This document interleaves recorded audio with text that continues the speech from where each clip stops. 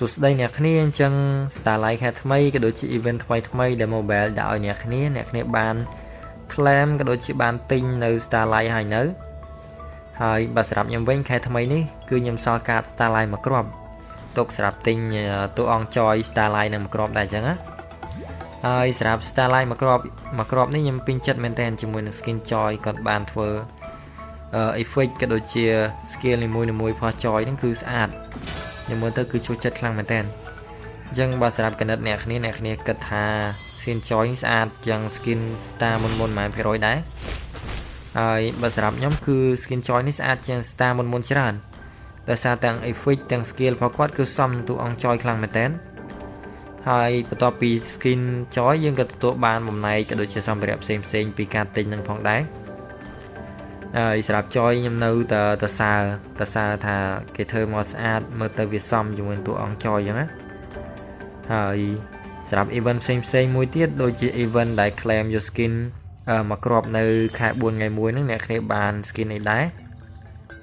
ហើយសម្រាប់ខ្ញុំវិញគឺខ្ញុំបាន skin cloud ដូចអ្នកគ្នាឃើញក្នុងវីដេអូនេះអញ្ចឹងដំបូងខ្ញុំបានLaylaទេក៏ប៉ុន្តែLaylaខ្ញុំអត់សូវចេះលេងអញ្ចឹងហើយខ្ញុំក៏តាមយក skin cloud វិញហើយស្អាតមែនតើគួរសមដែរ skin cloud នេះវា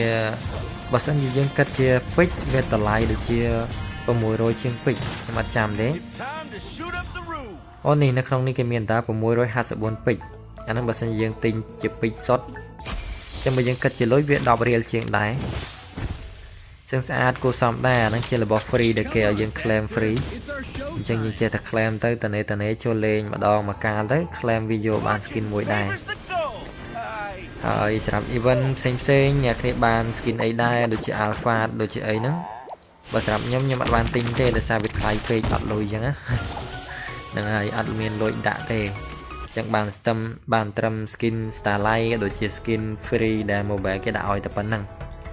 ជាងវីដេអូហ្នឹងខ្ញុំចង់បង្ហាញអ្នកគ្នាតែប៉ុណ្្នឹងឯងជាមួយនឹង skin ដែលយើងទទួលបានពីការធ្វើ claim ជាមួយនឹង skin ដែលគេឲ្យយើង free ក៏ដូចជាទិញជាមួយនឹង skin Starlight Joy ថ្មីមួយគ្រាប់ហ្នឹងអញ្ចឹងអ្នកគ្នាបាន skin នេះដែរក៏ដូចជាបានទិញ skin Starlight Joy ហើយនៅ complete comment លេងក្នុង TikTok ខ្ញុំបានហើយមួយទៀតអ្នកគ្នា complete ជួយ follow ក៏ដូចជា subscribe channel YouTube ខ្ញុំនៅនេះផងអរគុណច្រើនសង្ឃឹមអ្នកគ្នាជួយ like ក៏ដូចជា share comment លេងបងប្អូនគ្នាចាំជួបគ្នានៅវីដេអូក្រោយទៀតបាយ